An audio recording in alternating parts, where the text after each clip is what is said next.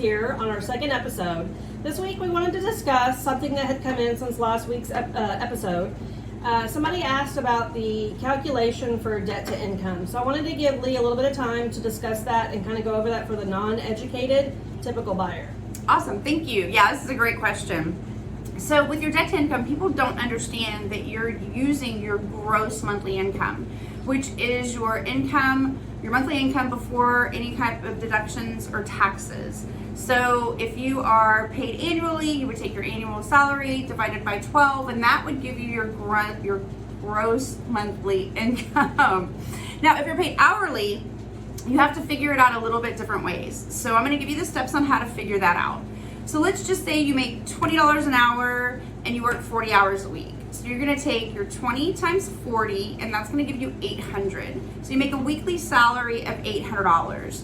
You're going to take that $800 and then times it times 52, the number of weeks in a year. So 800 times 52 is 41,600.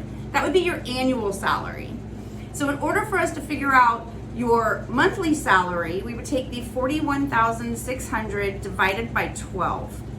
We're going to divide it by 12 months in a year, and then that's going to give you $3,467 in this example. So that's the number that you're going to be using to be able to divide out your debt that you have coming in, your recurring debt, car payments, proposed mortgage, credit cards, those types of things. So let's just use $1,400 as an example.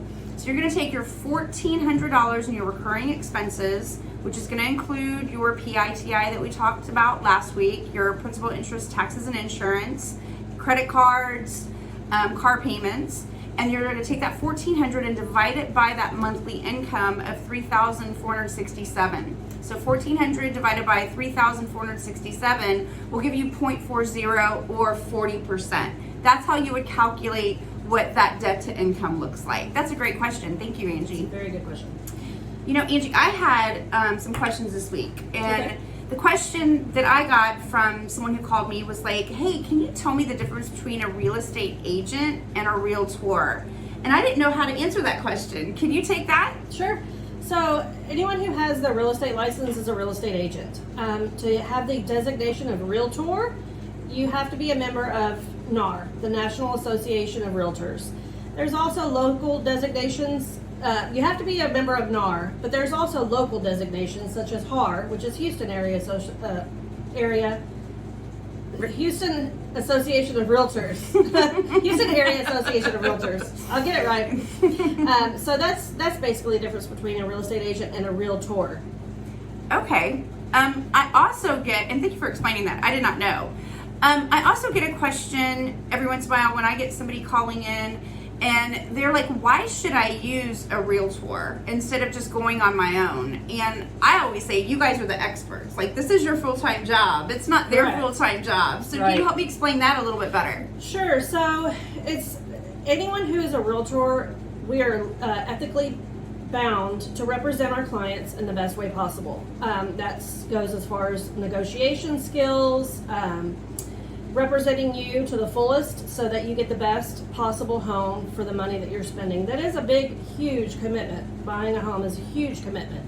So, we want to provide the best for our clients and get you the best deal possible.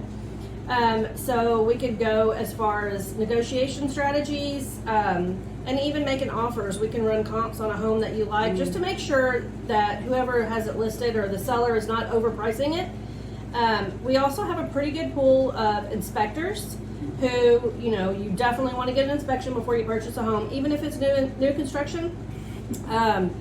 That way, if there are major repairs or something that could come up down the line, we can negotiate that into your offer price and either get repairs done or get seller credit towards, your selling price. And as far as just reading the contract to make sure that your contractual obligations are met and you're not in default before closing. I mean, you don't want to get to the closing table and be like, hey, you forgot to do this, you're in default. Yeah, absolutely. And you always hear, like, when we get to the closing table, people feel like they're like signing their life away, and that's our responsibility, is to make sure that that paperwork is, ready to go, and there's no delays at closing. Absolutely. There's no delays at closing. So those are some great questions, y'all. Keep them Yes. coming. We look forward to Thank you next so week, and let us much. know. Thank y'all. you.